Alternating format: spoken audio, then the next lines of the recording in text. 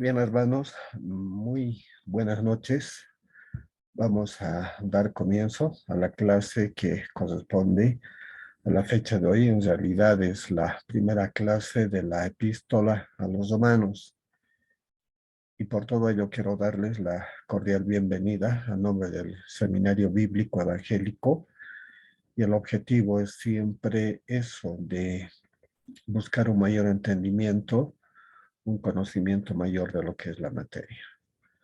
En realidad estamos comenzando. Hoy simplemente vamos a hacer una introducción, una parte explicativa de lo que contiene en realidad la materia. Con ese antecedente vamos a dar comienzo y naturalmente vamos a hacer las explicaciones correspondientes. Esta es la materia de interpretación de la epístola a los romanos que corresponde hoy, 21 de julio del 2022. Esta es la clase número 1 y vamos a hacer inmediatamente una pequeña introducción. En primera instancia, hermanos, vamos a hacer una referencia al contenido mínimo de la materia. En realidad son 13 temas que vamos a abordar en el transcurso del semestre y tienen una vital importancia. En primer lugar, lo que estamos haciendo hoy es hacer una introducción al libro. Esto va a continuar con la exposición de los saludos y una pequeña referencia acerca del tema del libro. Posteriormente, en las siguientes clases hablaremos de un tema muy importante como es la justificación. En realidad, ese es el tema de fondo de la epístola.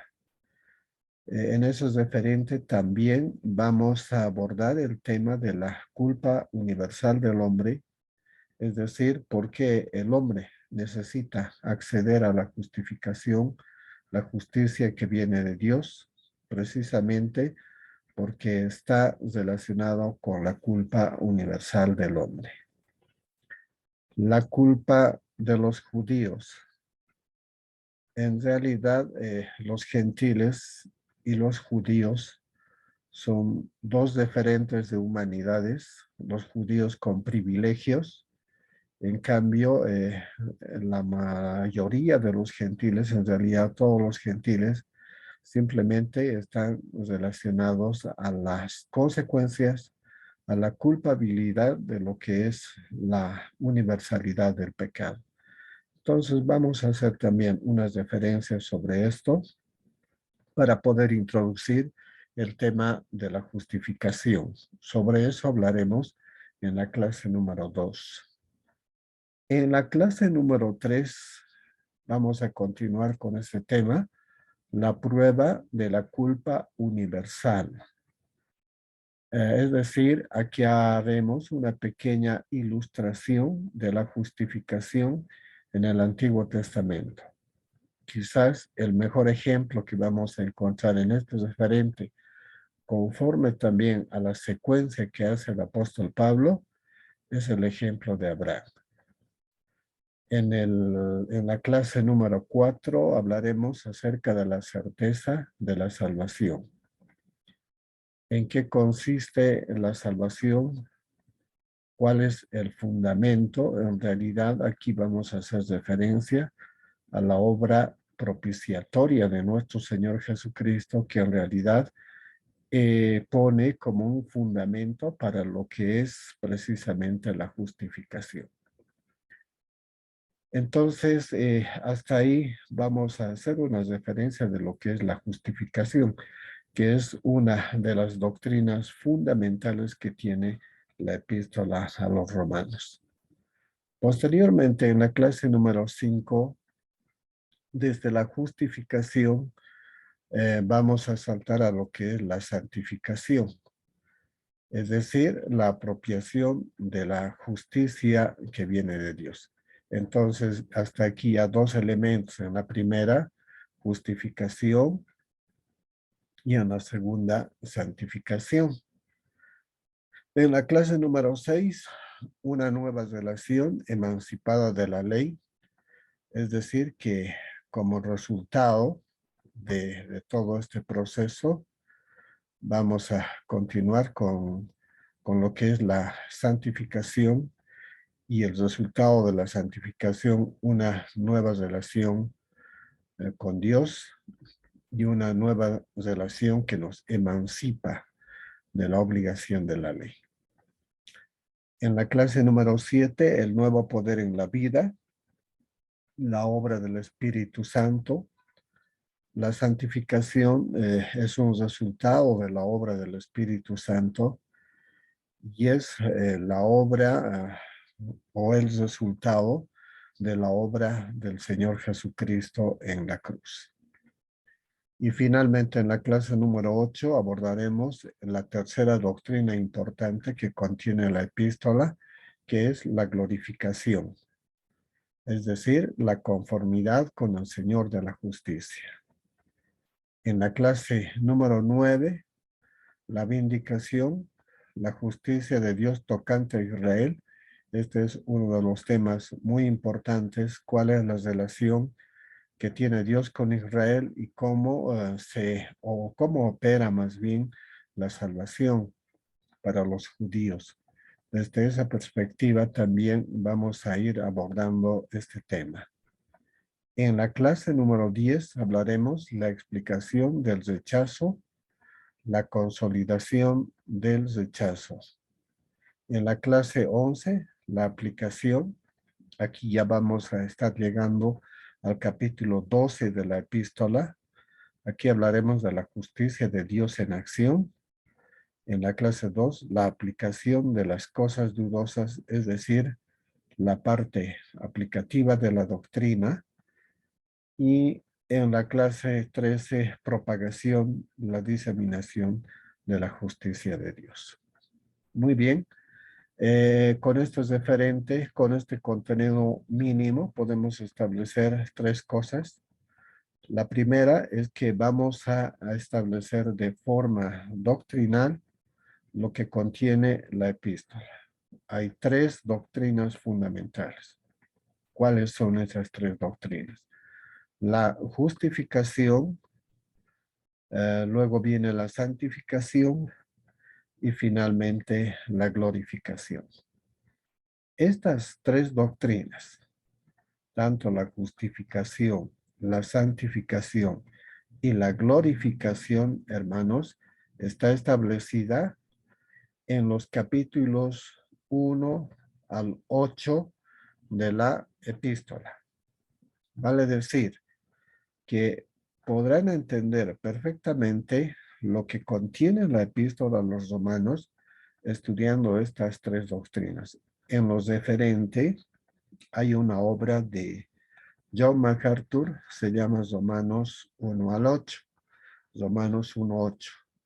Entonces, ahí es donde vamos a poder establecer y entender esta verdad.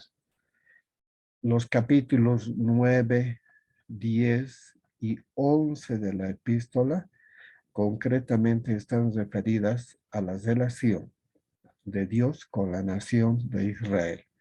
Es decir, el trato que Dios tiene con Israel y cómo es interpretada desde la perspectiva de la epístola a los romanos en la visión del apóstol Pablo. Desde el capítulo 8 de la epístola también hablaremos de la glorificación, que es la tercera doctrina.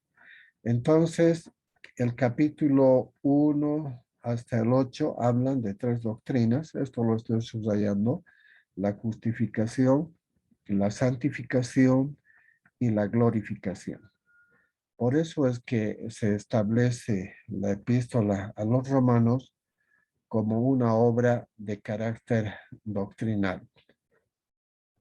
Aunque el objetivo principal del apóstol Pablo no fue el de escribir una obra doctrinal propiamente dicha, sino simplemente una epístola a los romanos, pero era necesario explicar el contenido del evangelio. Y al explicar ese contenido, es que implícitamente también se desarrolla el tema de la doctrina. Muy bien, vamos a continuar con la clase. Entonces, decimos lo siguiente.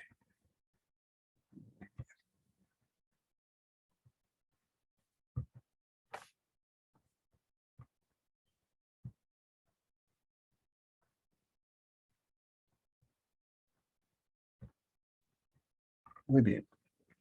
Vamos a explicar ahora el sistema de evaluación. Yo creo que muchos ya la conocen. Hablaremos de lo que es la forma de calificación que tiene el seminario. A este respecto, vamos a hablar de una asistencia participativa. Se va a calificar un 20%.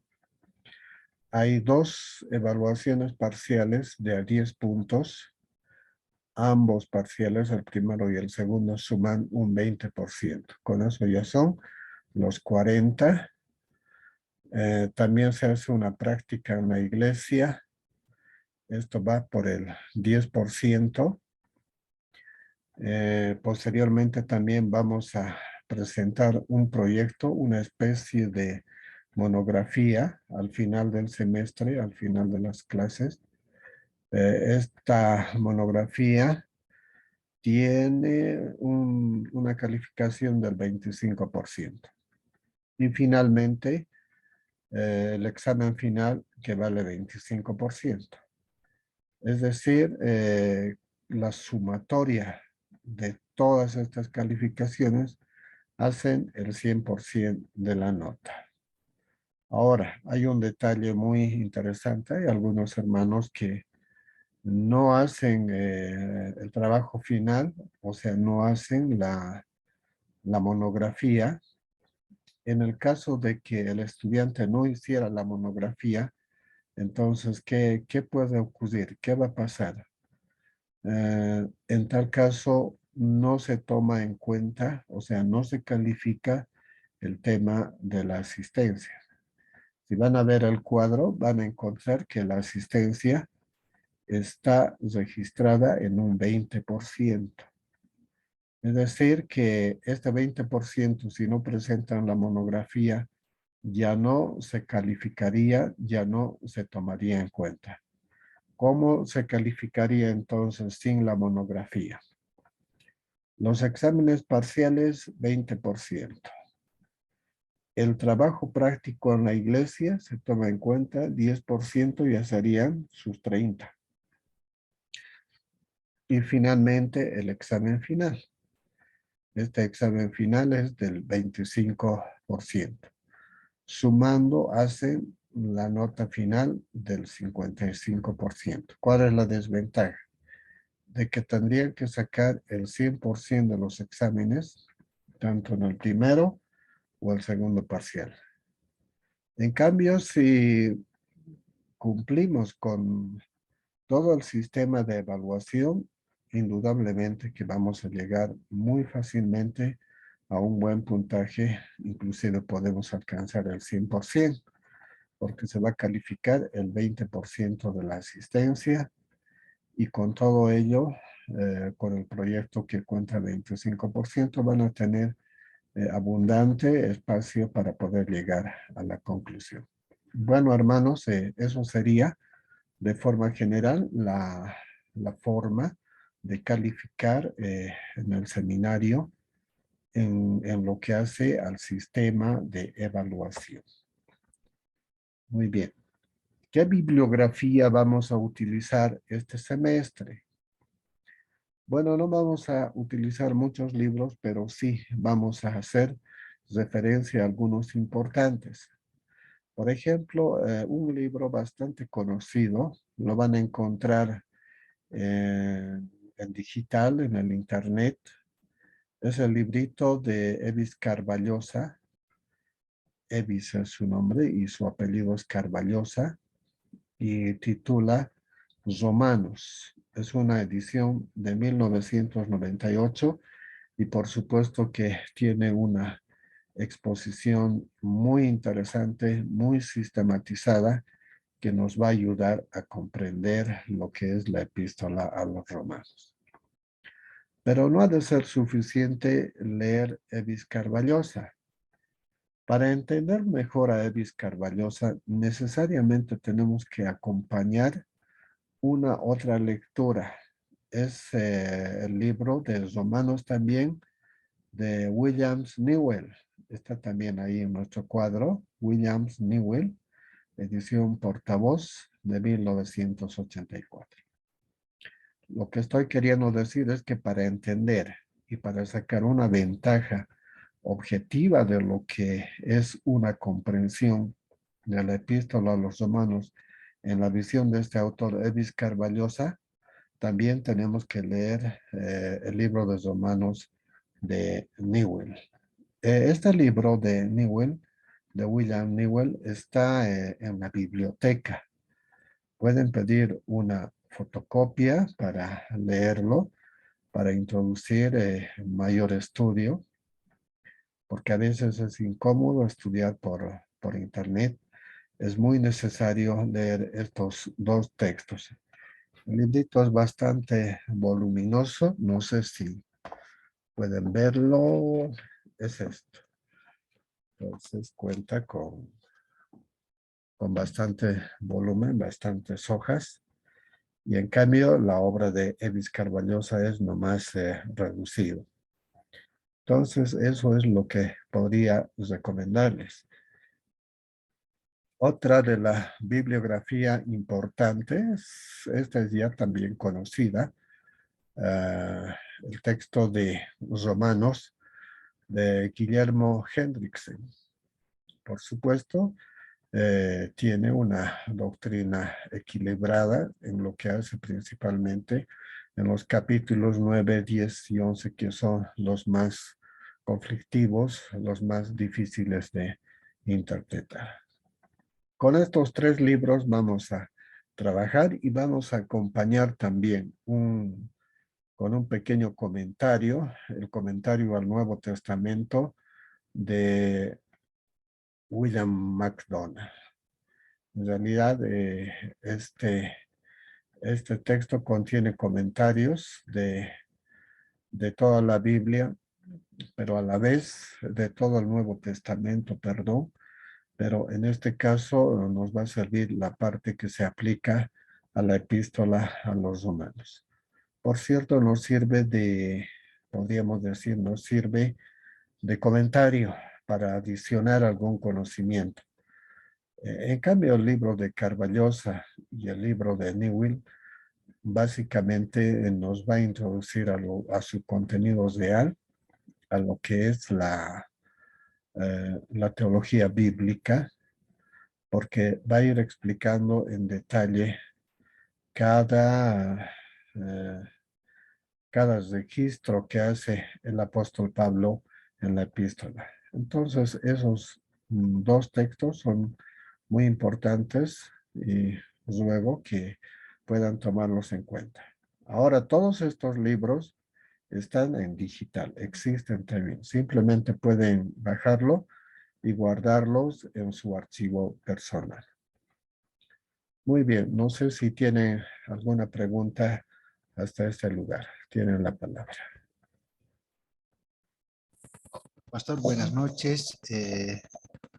Quiero preguntarle, Pastor, si podemos tomar otros libros. Por ejemplo, yo he leído de MacArthur, comentario de Romanos, y también de Samuel Pérez Millos. ¿Nos ayudaría o cómo sería estos dos libros, Pastor? También los recomiendo. Romanos 1:8 de John MacArthur es muy interesante, es muy profundo. En realidad, también en el desarrollo de las clases vamos a hacer referencia a estos dos libros, tanto de John MacArthur como ¿qué autor me dijo? Samuel Pérez Millos. De Pérez Milós. En realidad es bastante voluminoso, muy bueno. Tiene dos partes, una parte técnica en cuanto a lo idiomático, al griego, pero a la vez también hace una exposición exegética muy interesante. al margen de que al libro le acompaña también un guía. Ambos están en el internet, tanto el guía como el mismo libro. Entonces, el bosquejo, quiero decir. Entonces pueden bajar ambas cosas. Pueden bajar el bosquejo del libro de Pérez Milós y también pueden bajar el mismo libro. Por supuesto, hermano, ese libro es muy interesante. Ambos libros son interesantes y les van a ayudar bastante porque nos van a ayudar a tomar una visión de lo que es realmente la doctrina de la epístola a los romanos. Hay algunas partes controvertidas. Yo decía, para uniformar, para lo que es adecuar a la declaración de fe del seminario, entonces vamos a tomar a Vizcarballosa, también Newell, Hendrickson, pero digamos como las partes más ilustrativas, un poco más profundas, ya para establecer el debate, para aclarar algunas ideas, están bien también ambos libros. El de John MacArthur y también el otro libro que hemos hecho referencia. Son importantes, se toman en cuenta, hermanos, pueden también adicionar esos dos libros. ¿Alguna otra pregunta?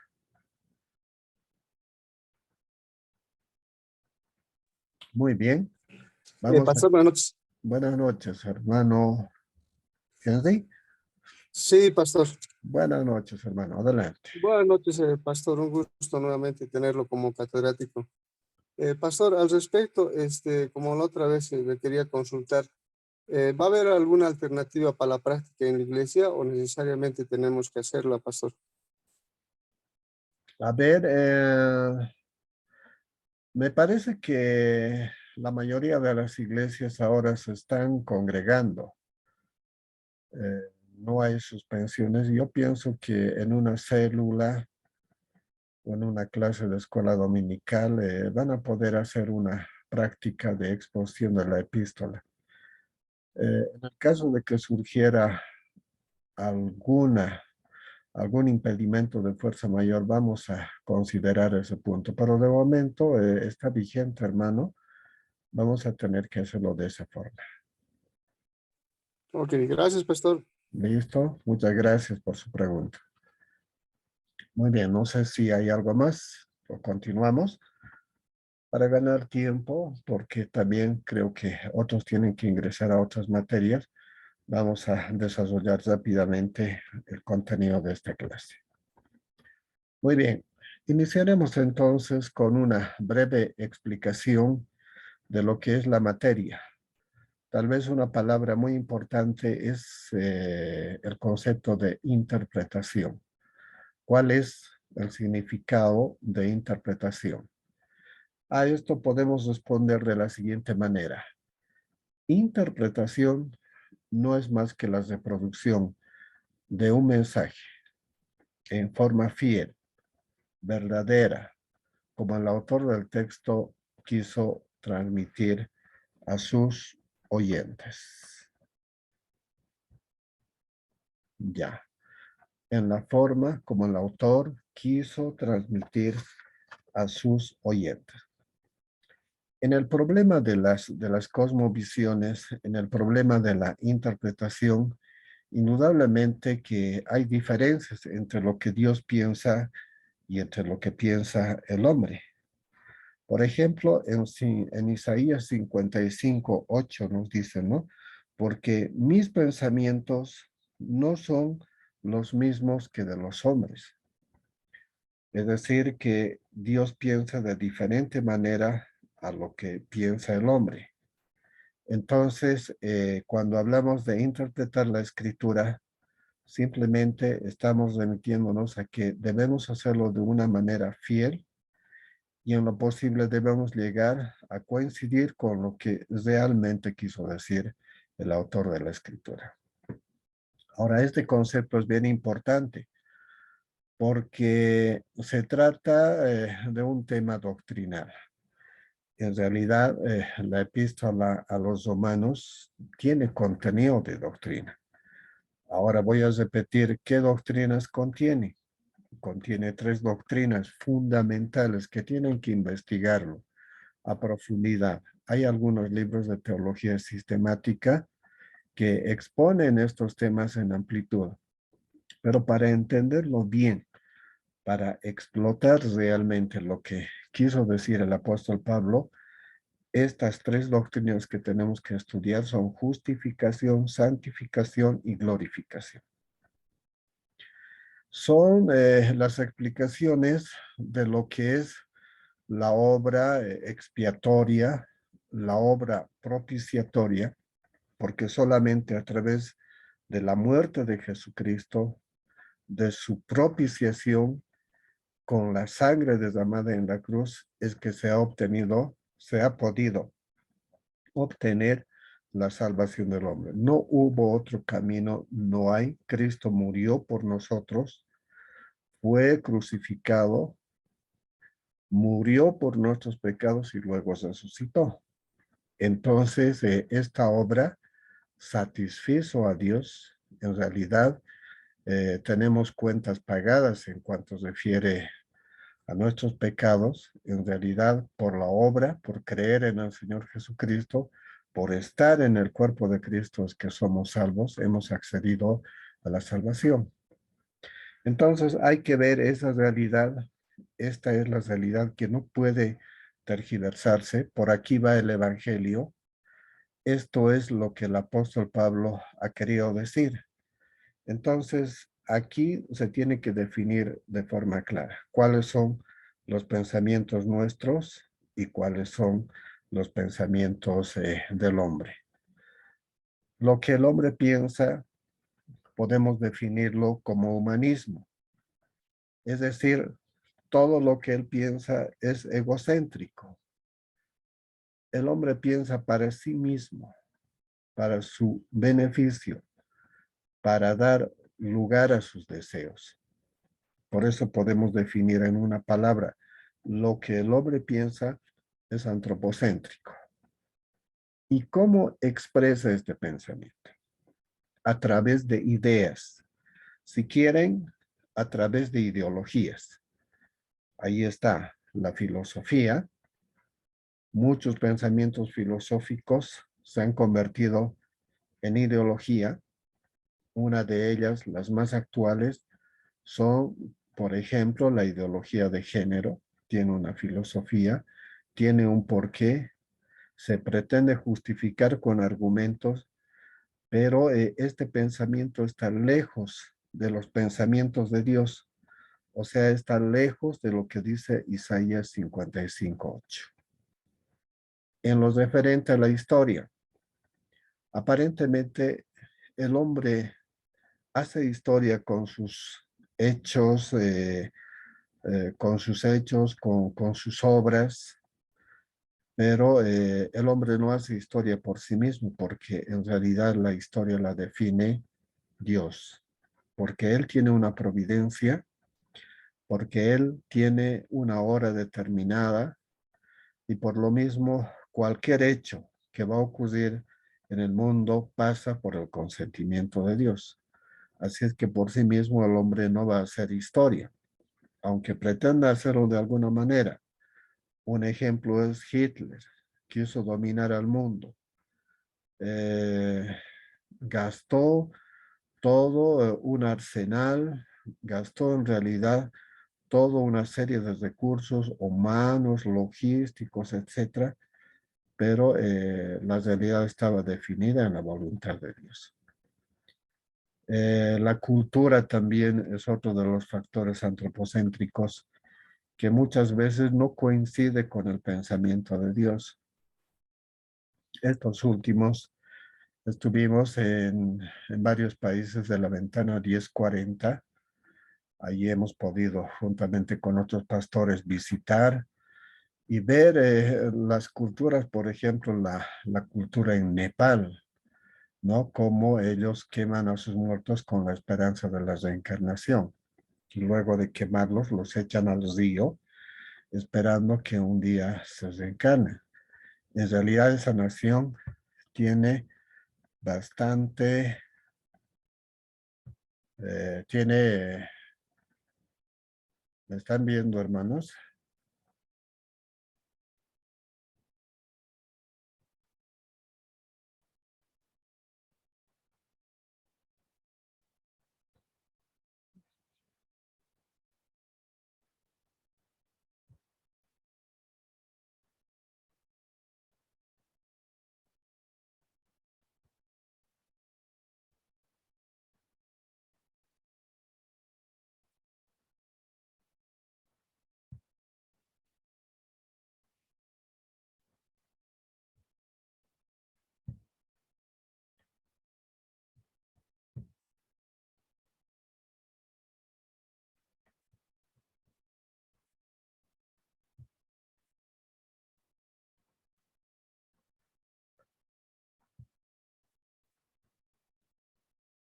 Ya, hermanos, creo que ha habido un pequeño corte. Yo decía, no sé si me están oyendo, me pueden confirmar, ¿verdad?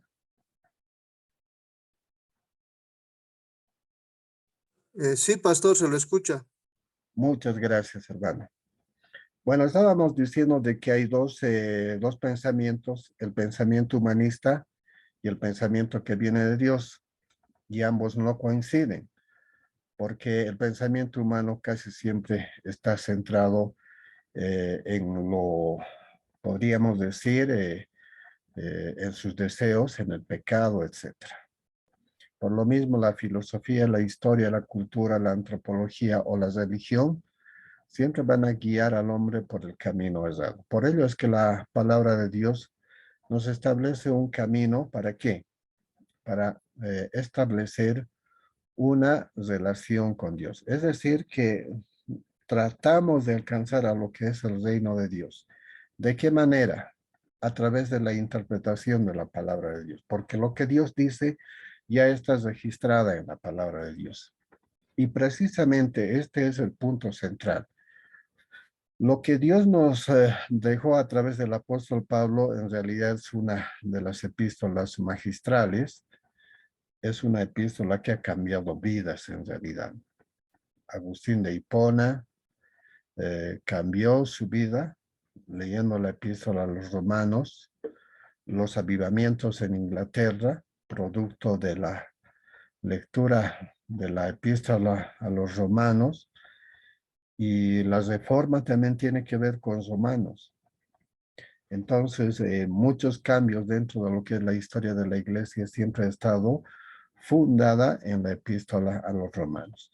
Entonces, eso es lo que vamos a ir desarrollando en el transcurso de las clases, precisamente fundamentando lo que es la interpretación, es decir, reproducir el mensaje de forma fiel y de forma verdadera.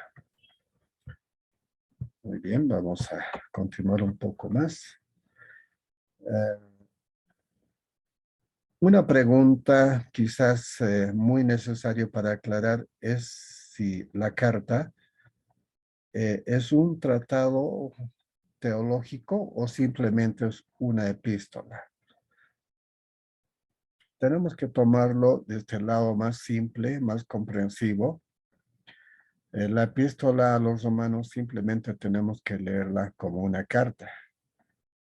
Una carta siempre comienza con un saludo y eso es lo que es la epístola y termina con una despedida final.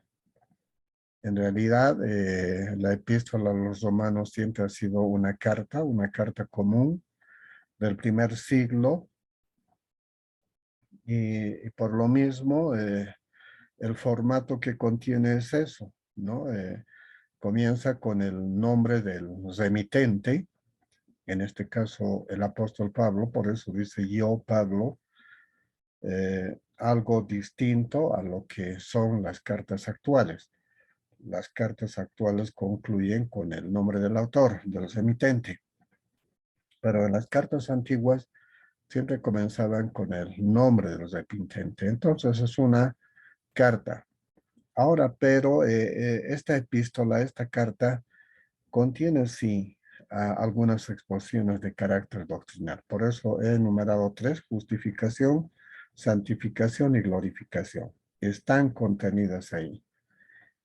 cuando, cuando Calvino hablaba, por ejemplo, de la exposición de estas doctrinas, lo que hace después de la lectura de Romanos es sistematizarlas. Estas doctrinas las vamos a encontrar dispersas en la epístola, no precisamente de forma sistemática, ordenada, sino de una forma dispersa, porque el apóstol Pablo está escribiendo una carta y su pensamiento está adecuando también a la necesidad de esa iglesia. Entonces, eso es lo que vamos a ir viendo y vamos a definir de que la epístola es una carta común y no es precisamente una exposición teológica, o sea, no es un libro de teología. ¿Cuál es la finalidad? La finalidad que tenía el apóstol era el de anunciar el evangelio. Por supuesto que esa fue la razón de su vida, y lo que contiene Romanos es una explicación pormenorizada de lo que es en doctrina el evangelio de nuestro Señor Jesucristo. Esto fue importante para el apóstol Pablo porque era el fin de la salvación, porque el hombre solamente podía acceder a la salvación entendiendo el evangelio. Entonces, ahí hace una exposición magistral. Realmente es una obra maravillosa. Ha habido muchos autores que han escrito sobre epístola a los romanos. No solamente son los conocidos. Hay varios tomos, inclusive de 10, de 12 tomos. He visto libros en la biblioteca que hacen referencia a la epístola a los romanos. Realmente son textos muy profundos. Es una carta que da lugar a mucho pensamiento. Ahora bien, ¿dónde fue escrita la epístola a los romanos? ¿Desde dónde se ha escrito? Para esto vamos a encontrar una referencia. Esta referencia está en el libro de Hechos, en el capítulo 20, versículos 2 y 3. En estos versículos el apóstol Pablo nos va a dar una referencia de que él se encontraba donde, en la ciudad de Corinto. Ahí es donde se había quedado 3 meses y es en este tiempo en que comienza a escribir la epístola. Él se encontraba en la casa de un hospedador llamado Gayo.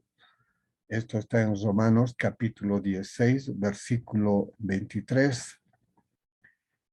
Y la referencia del tiempo se establece por la presencia de este personaje, porque no solamente está en la Biblia este nombre, sino también en la historia.